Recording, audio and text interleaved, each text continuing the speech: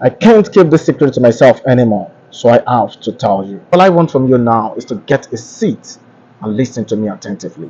If you are finding it hard to grow your business, there are only two things that you lack. Number one, marketing. When you know how to market your product and how to present your product in front of people who are going to buy from you and how to market it to them to convince them to buy that product, you will grow a profitable and a successful brand online. And not just online, you will grow a successful business anywhere you find yourself. Number two, a great customer service. When you have a great customer service in place, you are going to create a great and a successful business online.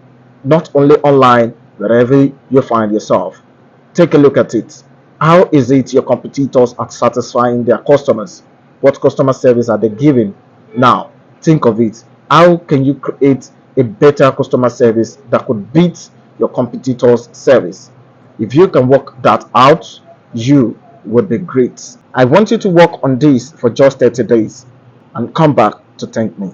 If you find this useful, consider giving it a like, share, and follow for more useful tips like this. Now I'll be seeing you tomorrow.